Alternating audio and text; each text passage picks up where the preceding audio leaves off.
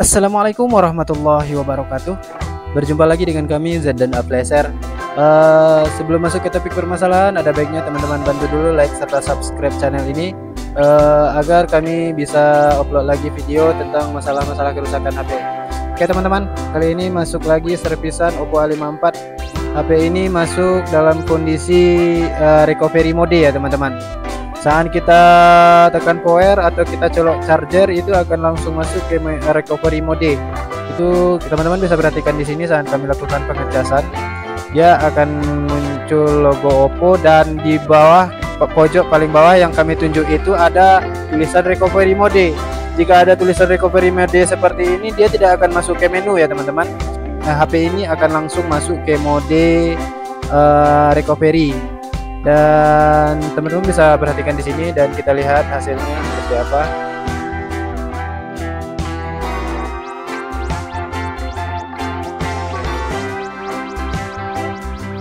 Dan proses ini juga agak lumayan lama. Dan ini teman-teman, di sini ada notifikasi select language. Ini biasanya recovery mode untuk penghapusan data ya teman-teman.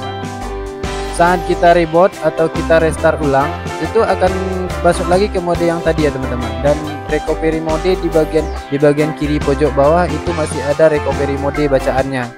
Saat ada tulisan seperti itu, dia tidak akan bisa masuk ke menu dan tetap akan masuk ke select language seperti ini.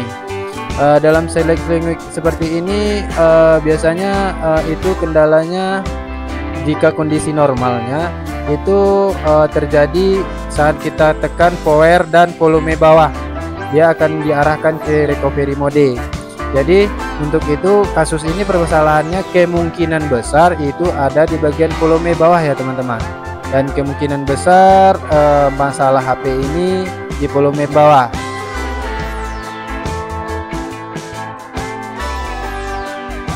Dan kita lakukan rebooting sekali lagi dan tetap aja hasilnya ada bacaan recovery mode di bagian yang kiri paling bawah. Itu masih ada statusnya. Berapa kali pun kita rebooting, dia akan tetap masuk ke mode ini ya teman-teman. Untuk teman-teman ketahui, untuk permasalahan seperti ini jangan sekali-kali teman-teman klik web data ya teman-teman. Itu akan menghapus seluruh data di HP ini dan orang yang punya HP akan kehilangan semua data yang sudah ada di HP ini. Dan permasalahan seperti ini banyak yang terjebak. Biasanya orang-orang beranggapan kalau permasalahan seperti ini di bagian software, jadi mereka web data sehingga dan hilanglah seluruh data yang sudah tersimpan dan terpaksa kita login seperti baru. Jadi ingat teman-teman harus jeli untuk permasalahan seperti ini. Jangan langsung di analisa ini kerusakan di software. Jadi kita harus bongkar dulu HP-nya. Di sini akan kami bongkar penutup belakangnya menggunakan blower. Untuk blower kami setting di angka 300 sampai 350 dan angin di angka 2. Dan kita blower pinggir ke pinggirnya ini karena bagian lem itu terletak di bagian pinggir-pinggir ini ya teman-teman. Dan setelah itu kita cari celah untuk seset penutup belakang ini, kita seset secara pelan-pelan. Dan untuk teman-teman ketahui juga, saat penyesetan seperti ini untuk di bagian fingerprint perlu teman-teman hati-hati saat pelepasannya. Jangan dipaksa untuk di bagian fingerprint, mengingat di sana ada fleksibel fingerprint akan menyebabkan fleksibel fingerprint tersebut putus. Dan teman-teman bisa seset di bagian-bagian lain terlebih dahulu. Dan ketika sudah sampai di bagian fingerprint, teman-teman bisa angkat seperti ini ya teman-teman. Karena teman-teman bisa lihat di sini fingerprintnya itu sangat kecil dan mudah putus juga ketika kita seset. Setelah itu kita bongkar lagi semua skrupnya. Sambil di sini nanti kita coba angkat dulu mesinnya, kita pisahkan dulu dengan fleksibel volume. Apakah kasusnya masih ada. Kalau permasalahannya di bagian volume bawah, itu saat kita hidupkan tanpa kita hubungkan di bagian volume, fleksibel volume, itu HP-nya akan hidup normal. Jika permasalahannya masih tidak teratasi saat kita lepaskan fleksibel bagian bawah, itu kemungkinan ada kerusakan lain ya teman-teman. Kerusakan seperti ini biasanya bisa disebabkan oleh software. Untuk penyelesaiannya kita program ulang atau kita software ulang HP-nya, dan bisa juga di bagian jalur volume bawah ada kapasitor atau resistor yang konslet. Untuk itu teman-teman mulai dulu angkat mesinnya seperti ini. Kami lepaskan dulu penutup belakang ini sambil kita lepaskan songketnya. Teman-teman perhatikan di sini, kita lepaskan dulu mesin HP ini dari fleksibel volume bawah. Apakah saat kita lepaskan dan kita hidupkan masih ada tulisan mode recovery? Untuk itu kita lepaskan dulu ya teman-teman. Di sini kita lepaskan seluruh soketnya dulu dan kita angkat mesinnya. Sambil kita angkat pelan-pelan, kita cari celah untuk pelepasannya. Dan ingat teman-teman, di sini masih ada skrup di bagian dalam ini ya teman-teman untuk pelindung mesinnya. Ingat teman-teman lepaskan dulu skrupnya, barulah teman-teman angkat seperti ini. Setelah itu kita coba hidupkan menggunakan tanpa kita hubungkan ke bagian fleksibel volume. Teman-teman bisa lakukan seperti yang kami lakukan ini. Kita hubungkan songket fleksibel power dan LCD serta songket pengecasannya. Oke teman-teman, di sini kita coba hidupkan dulu dengan cara menghubungkan titik powernya. Nah di bagian sini ada titik power, dan kalau teman-teman ragu itu titik power, bisa gunakan di bagian switch dari penghubung ke fleksibel power. Nah dan ini titik powernya, teman-teman bisa lakukan seperti yang kami lakukan, dan ini artinya sudah hidup. Dan permasalahannya juga sudah kita perhatikan ya teman-teman. Nah dan itu tulisan recovery mode sudah hilang ya teman-teman. Jadi sesuai analisa kita di awal tadi, kemungkinan kerusakan HP ini ada di fleksibel volume bawah. Itu terjadi karena switchnya bermasalah. Oke teman-teman, kita coba tunggu dulu HP ini restart, dan kita tunggu HP ini booting dulu, apakah bisa masuk menu atau masih ada kendala lain lagi, dan kita tunggu prosesnya ya teman-teman. Oke teman-teman, karena tadi baterainya sedikit, jadi kami antisipasi dengan pengecasan agar tidak mati juga saat booting. Karena proses bootingnya lama, ini kemungkinan sudah di web data sama yang punya HP, dan kita perhatikan nanti hasilnya apakah masuk ke pilihan bahasa. Jika masuk ke pilihan bahasa, itu HP sudah di web data sama yang punya ya teman-teman. Dan kita tunggu dulu prosesnya, ini lumayan lama. Ini sengaja tidak kami percepat videonya agar teman-teman bisa perhatikan dengan jelas bagaimana cara pengerjaannya. Oke teman-teman, di sini masih proses booting, kita tunggu saja. Dan menurut analisa kami, kemungkinan HP ini sudah di web data, sehingga ketika HP sudah di web data itu akan bootingnya lama ya teman-teman. Jika HP ini belum di web data, itu bootingnya tidak akan lama.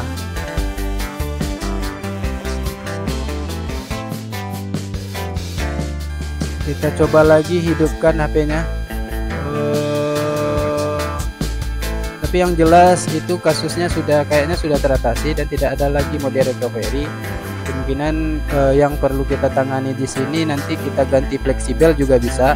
Kita ganti kita ganti saja fleksibel volumenya agar triknya murahnya itu seperti itu ya teman-teman. Teman-teman tidak susah ganti-ganti switch. Tinggal teman-teman beli fleksibel volumenya dan ganti permasalahan ini langsung down.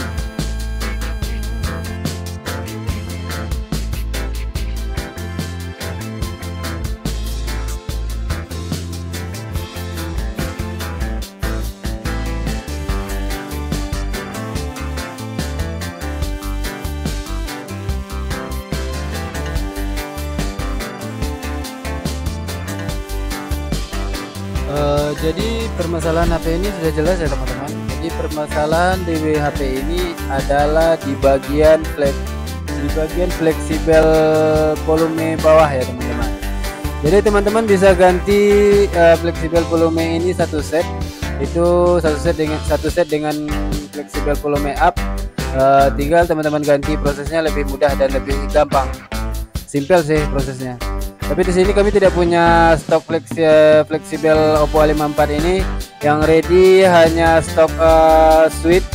Jadi akan kami ganti switch saja untuk permasalahannya. Untuk ganti switch teman-teman bisa perhatikan di cara-cara kami pengerjaannya. Di sini kami mengerjakan menggunakan dan metodenya bisa teman-teman lihat ya teman-teman. Nanti bisa teman-teman lakukan seperti inilah ya, seperti yang kami lakukan. Dan versi kita beda-beda ya teman-teman. Jika teman-teman ada cara yang lain lebih simpel, silahkan teman-teman tinggalkan di komentar. Jadi juga jadi pertimbangan buat kami. Jadi seperti ini ya teman-teman. Teman-teman tinggal, kalau trik kami itu tinggal letakkan solder dan taruh fleksibelnya di atas. Kemudian kasih plug serta angkat menggunakan pinset. Angkat pelan-pelan, jangan sampai fleksibelnya putus ya teman-teman. Ini pengangkatannya hati-hati. Dan pastikan benar-benar terlepas terlebih dahulu. Setelah itu barulah kita pasang dan kita rapikan dulu ya teman-teman. Sebelum kita pasang switch yang baru, kita rapikan dulu. Ini kita rapikan sisa-sisa, karena di switch yang lama ini di pinggir-pinggir itu ada lem hitam biasanya. Teman-teman bersihkan dulu sisa-sisa lem hitamnya. Di sini untuk mengetahui arah switchnya kemana, kami gunakan multitester ya teman-teman. Kami gunakan skala bip. Jadi kita sebelum kita melaksanakan menggantinya, jadi kita harus tahu dulu switchnya arah kemana, jalurnya. Jadi di sini kami ukur juga di bagian switch dan di bagian fleksibel. Jadi kalau seandainya salah kan kerja dua kali kita. Ada baiknya teman-teman lakukan pengetesan terlebih dahulu. Benarkan jalurnya, pastikan dia, nanti kita tidak kerja dua kali. Dan setelah itu teman-teman bisa kasih timah cair sedikit, itu untuk mempresisikan nanti saat pemasangan yang baru. Dan kami di sini kami letakkan serta kami gunakan pinset untuk menyatukan bagian switch yang baru ini ya teman-teman. Dan seperti inilah prosesnya teman-teman, bisa perhatikan dan lakukan ini secara pelan-pelan, jangan dipaksa. Jika sudah mulai menyatu barulah kita angkat sambil kita tekan menggunakan pinset. Dan setelah itu kita rapikan bagian pinggir ke pinggirnya. Pastikan dia benar-benar sudah menyatu dengan fleksibelnya ya teman-teman. Dan sekali lagi untuk trik simpelnya, teman-teman bisa ganti satu set saja jika tidak mau ribet kayak gini. Karena susah sih kalau belum paham triknya. Dan ini sudah rapi, tinggal kita pasang di handphonenya. Apakah sudah teratasi masalah yang tadi? Ini kita pasang lagi mainboardnya sambil kita pasang semua soket LCD dan soket charger serta soket baterainya ya teman-teman. Sebelum kita pasang semua penutupnya, kita testing dulu ya teman-teman, agar apakah dia sudah berfungsi. Dan di sini kami langsung kasih baut yang awal tadi ya teman-teman. Ada dua skrup yang di mainboard ini, ada dua skrup di bawah, dan kita pasangkan lagi. Nih kita coba tes hidupkan dulu ya teman-teman, dan kita rapikan dulu, presisikan dulu posisi dari fleksibel volume ini. Jika kurang lemnya teman-teman bisa kasih lem LCD, biasanya kami gunakan lem LCD untuk penyatuannya. Dan di sini kita pasang soket Ya, di sini kami langsung pasang saja ya teman-teman, karena kami sudah yakin berhasil. Jika teman-teman belum ragu, teman-teman bisa tes dulu percobaan sebelum pasang vektor ini.